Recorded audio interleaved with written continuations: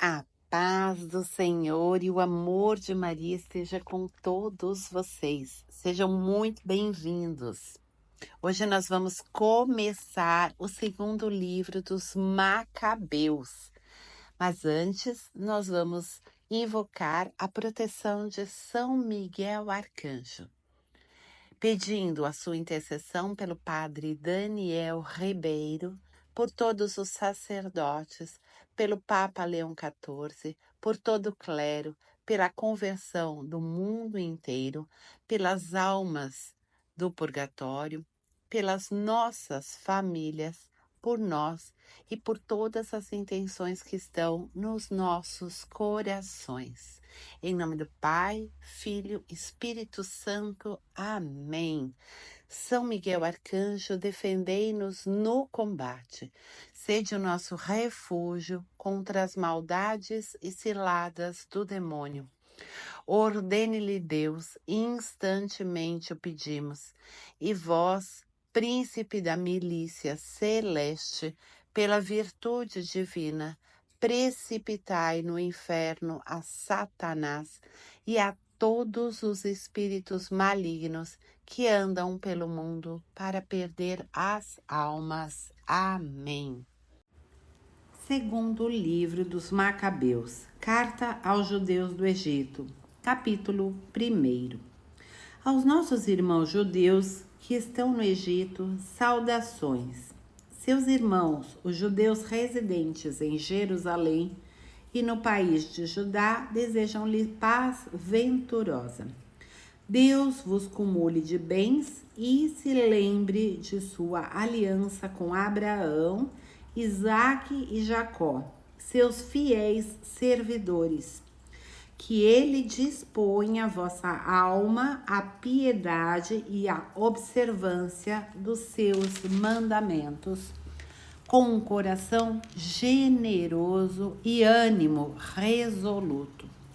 Que ele abra vosso coração à sua lei e aos seus preceitos, e que vos estabeleça na paz. Que ele escute vossas súplicas, reconcilie-se convosco e não vos abandone nas provações. Nós daqui rezamos por vós. Sob o reinado de Demétrio, no ano 169, nós, judeus, vos escrevemos na tribulação e na aflição em que nos achávamos nessa época, desde o dia em que Jasão e seus partidários abandonaram a Terra Santa e seu reino. A porta do templo foi incendiada e derramado sangue inocente. Então suplicamos ao Senhor e ele nos ouviu. Oferecemos sacrifício e flor de farinha. Acendemos as lâmpadas e expusemos os pães. Celebrai, portanto, agora a festa da Cenopégia, no mês de Casleu, no ano 188. Carta a Aristóbulo. Os habitantes de Jerusalém e da Judéia, o Senado e Judas, a Aristóbulo, conselheiro do rei Ptolomeu, da linhagem dos sacerdotes consagrados, como também aos judeus do Egito, saudações e votos de boa saúde. Salvos por Deus de inauditos perigos, nós lhe rendemos grandes ações de graças, porque tivemos um rei a combater. Mas Deus rejeitou aqueles que haviam atacado a cidade santa. Seu chefe, chegado à Pérsia com um exército aparentemente invencível, pereceu no templo de Naneia, vítima de um ardil dos sacerdotes da deusa. Com razão, sob pretexto de esposar aquela, chegou com seus amigos para apoderar-se de suas riquezas a título de dote. Os sacerdotes expuseram o tesouro e ele mesmo, com alguns dos seus, penetrou no recinto sagrado, enquanto eles fechavam as portas.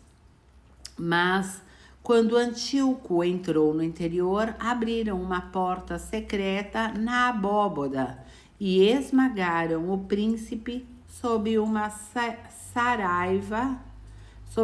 saraivada de pedras.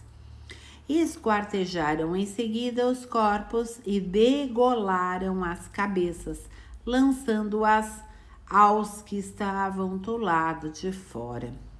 Louvado seja nosso Deus em todas as coisas, porque entregou os ímpios à morte. O fogo sagrado.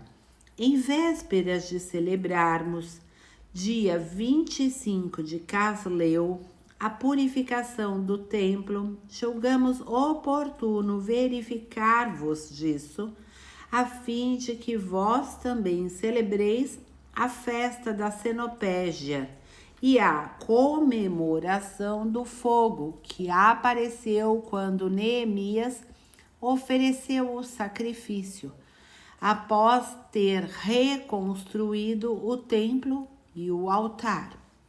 Na verdade, quando nossos pais foram levados à Pérsia, os sacerdotes de então, inflamados de piedade, tomaram secretamente o fogo sagrado do altar e o esconderam no fundo de um poço seco, onde eles o ocultaram tão cuidadosamente que o lugar permaneceu desconhecido de todos. Decorreram muitos anos e quando aprouve a Deus, Neemias, salvo pelo rei da Pérsia, enviou para retomar o fogo os descendentes dos próprios sacerdotes que o haviam ocultado. Ora, segundo a explicação que eles nos deram, não encontraram o fogo, mas um líquido espesso. Neemias ordenou-lhe que o tirassem e o trouxessem.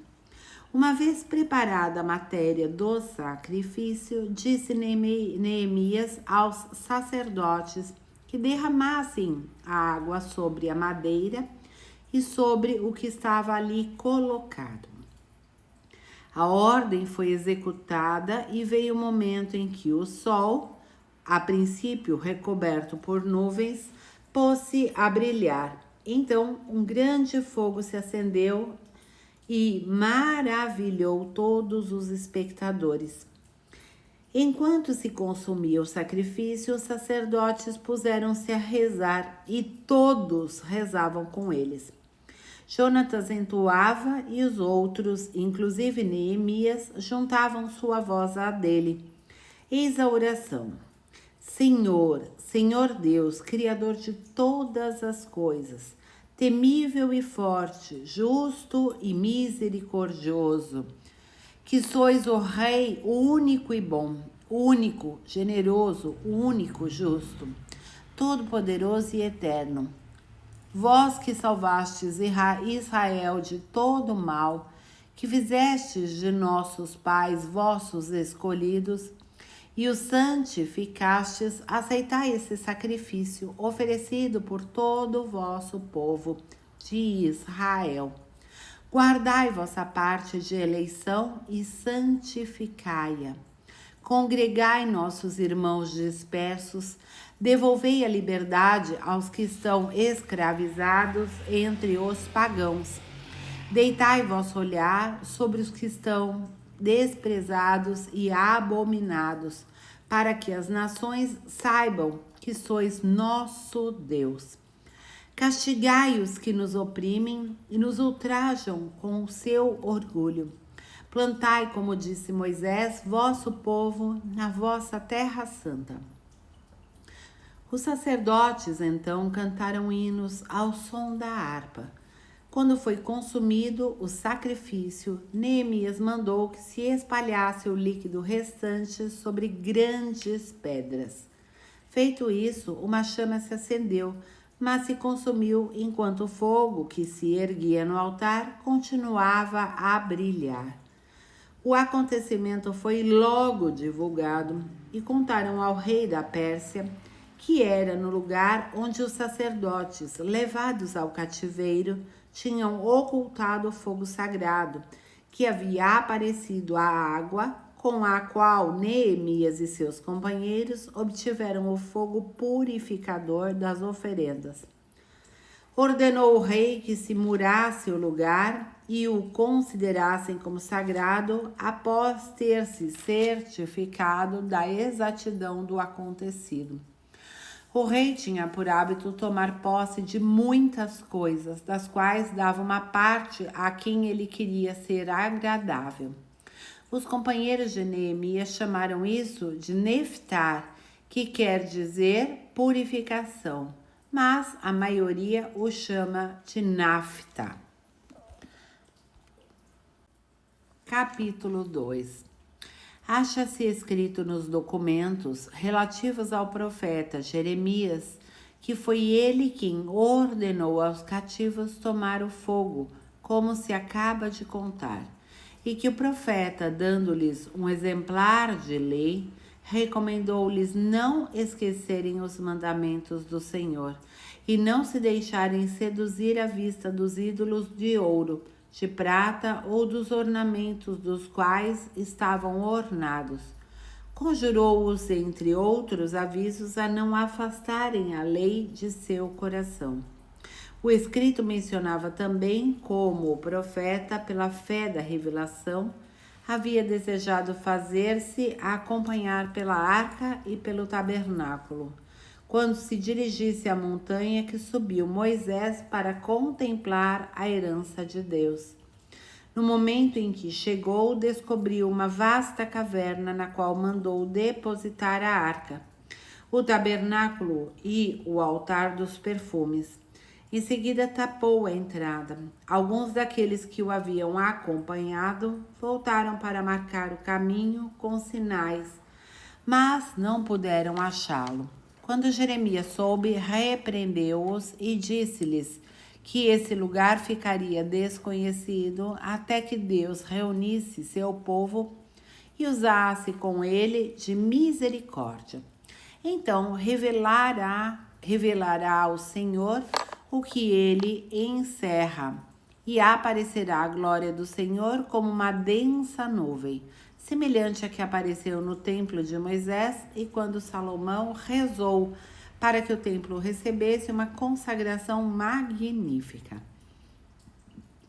Estava também relatado como esse sábio ofereceu o sacrifício da dedicação e da conclusão do santuário, como também a semelhança de Moisés, que orou ao Senhor e obteve o que o fogo do céu descesse e consumisse as ofertas. Assim também Salomão pôs-se a rezar e o fogo desceu do alto para queimar os holocaustos. Moisés disse: por não ter sido comido, o sacrifício pelo pecado foi consumido. Também Salomão prolongou por 8 dias a dedicação. Nas relações e nas memórias do templo de Neemias contava-se os mesmos feitos, como também ele formou uma biblioteca, reunindo tudo o que se referia aos reis e aos profetas, os escritos de Davi e as cartas dos reis a respeito das oferendas. Do mesmo modo, Judas reuniu todos os livros espalhados pelas guerras que nos sobrevieram, e essa coleção se encontra em nosso poder. Por conseguinte, se tendes necessidade de um destes livros, enviai-nos mensageiros que vô-los levarão. Vamos, pois, celebrar a purificação do templo, e é por isso que vos escrevemos.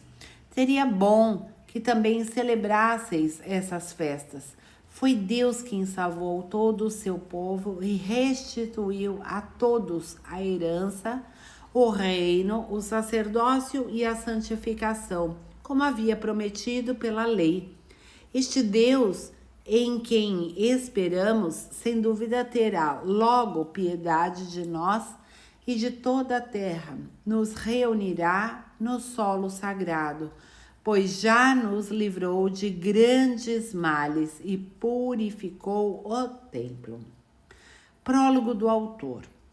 Os acontecimentos efetuados no templo de Judas Macabeu e de seus irmãos, a purificação do augusto templo e a dedicação do altar, como também as guerras sustentadas contra Antíoco Epífanes e seu filho Eupátor, as manifestações sobrevindas em favor dos bravos que lutaram corajosamente em defesa do judaísmo e que, apesar de seu número reduzido, se tornaram senhores de todo o país.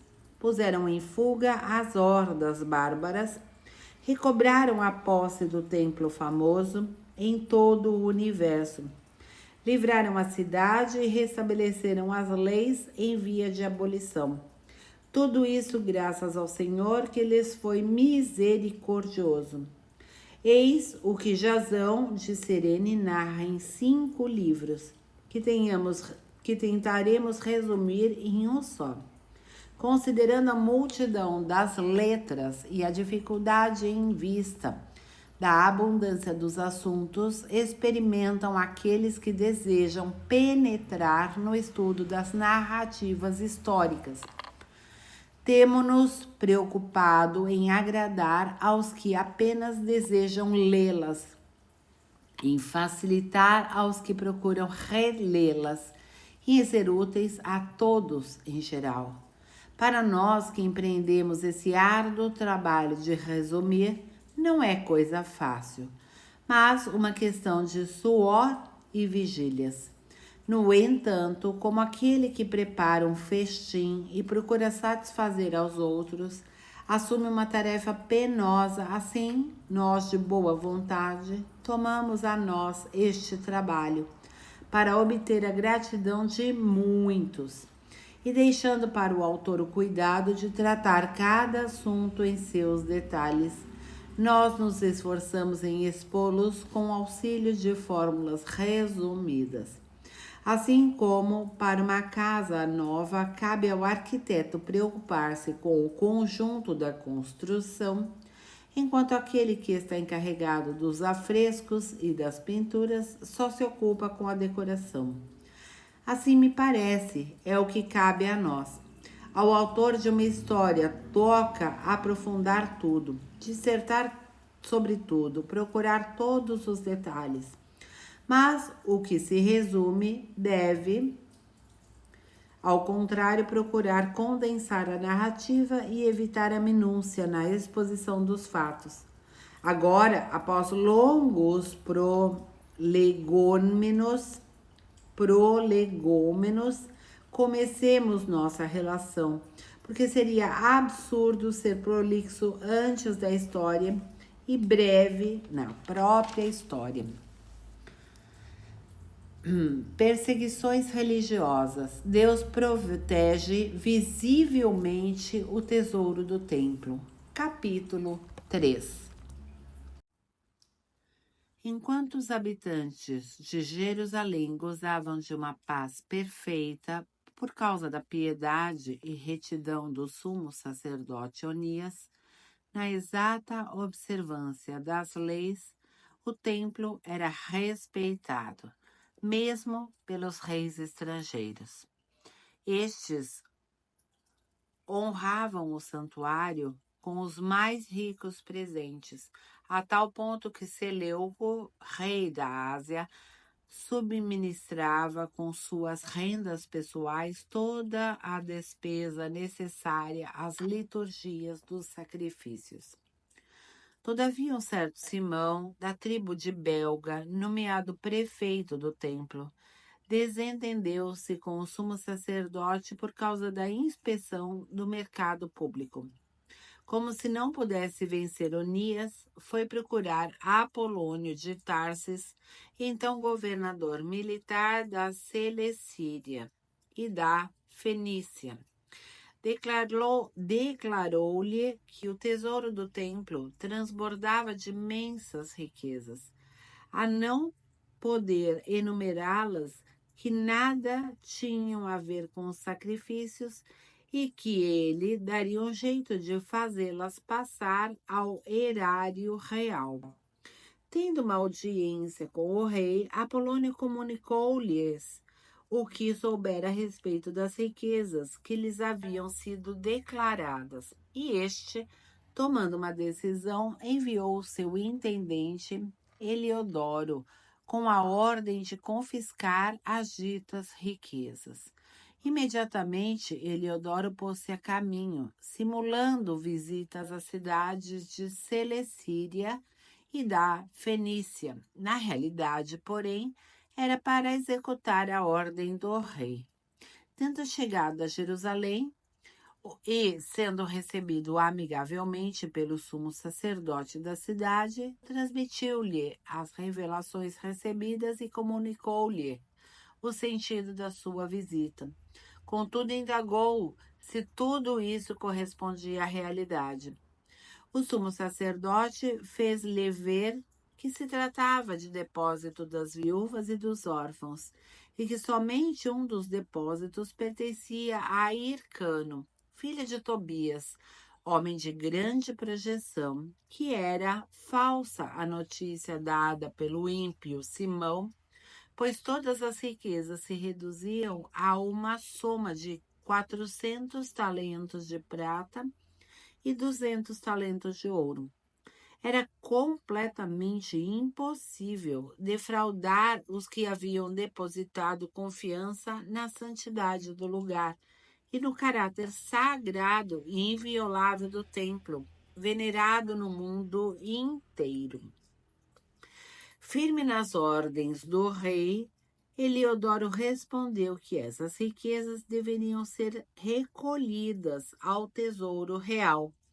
E no dia por ele fixado, entrou com a intenção de organizar o inventário. A partir dessa hora, uma grande inquietude se espalhou pela cidade toda. Revestidos de suas vestes sacerdotais e prostrados diante do altar, os sacerdotes invocaram ao céu e imploravam ao autor da lei acerca dos depósitos, rogando-lhes que os conservasse intactos para os seus depositantes. Já o aspecto do sumo sacerdote causava pena de ver, do mesmo modo seu semblante, e a alteração de seus traços manifestava sua angústia interior. O susto que o havia tolhido agitava seu corpo com um tremor que mostrava o sofrimento inteiro de sua alma. Diante da profanação que ameaçava o templo, o povo se precipitava em multidão para fora das casas, a fim de se ajuntarem à prece em comum. As mulheres cingidas de sacos pela altura dos seios enchiam as ruas. Quanto às jovens retidas nas casas, corriam umas para as portas, outras para as muralhas. Outras ainda se debruçavam nas janelas. Todas erguiam suas mãos para o céu com gritos de súplicas. Causava dó observar toda a confusão desse povo abatido e a angústia em que jazia o sumo sacerdote. Enquanto suplicavam assim a proteção do Todo-Poderoso para que conservasse invioláveis os depósitos que lhe haviam sido confiados, Heliodoro executava o seu intento. Já se achava ali com seus homens armados, quando o Senhor dos Espíritos e soberano detentor de todo o poder suscitou uma tal aparição que todos os que tinham ousado vir ali desfaleceram de espanto, atingidos de pavor ante a majestade de Deus. viram eles montado num cavalo ricamente ajaezado e guiado furiosamente um cavaleiro de terrível aspecto que lançava em Heliodoro as patas dianteiras do cavalo. O que vinha nele montado parecia ter uma armadura de ouro.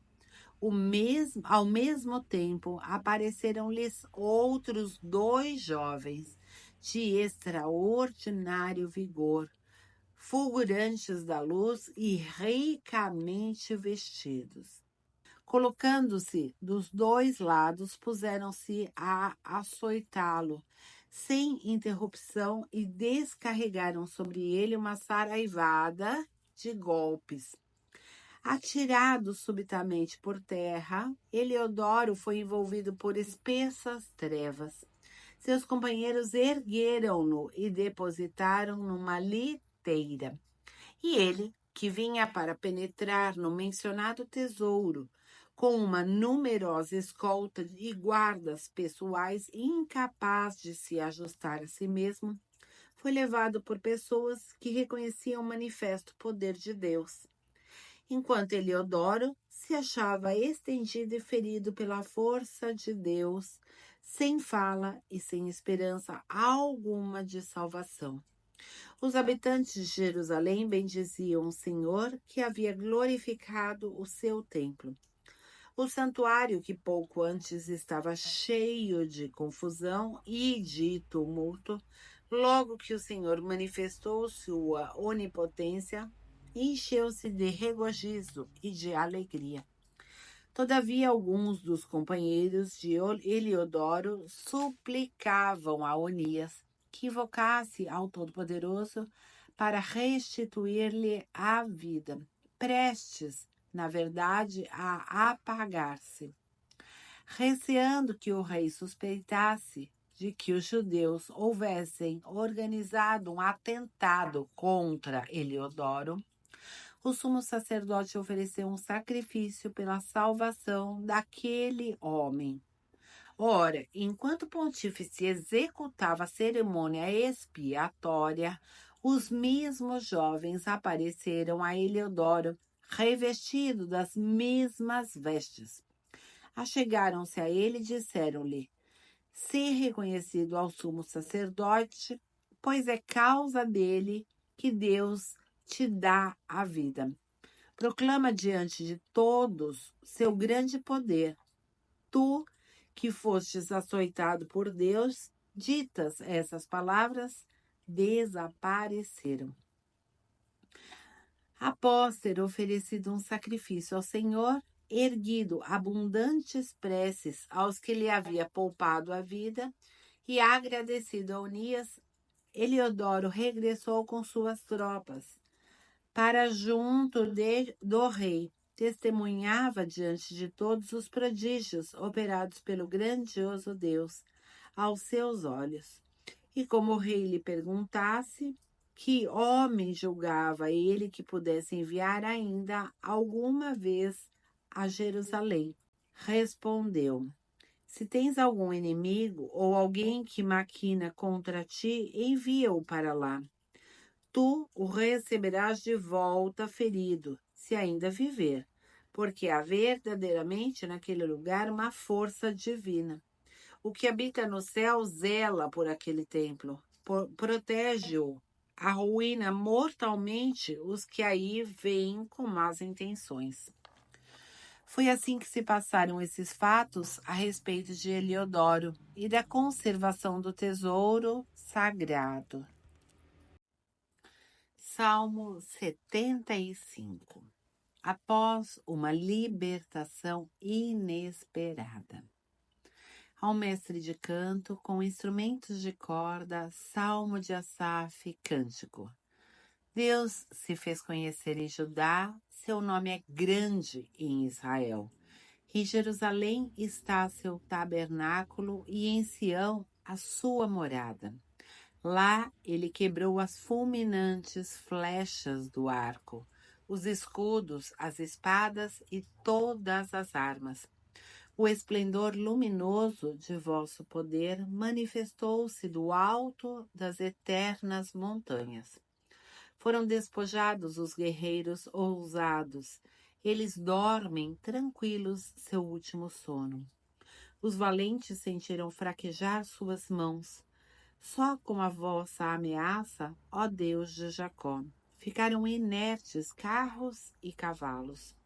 Terríveis sois, quem vos poderá resistir diante do furor de vossa cólera?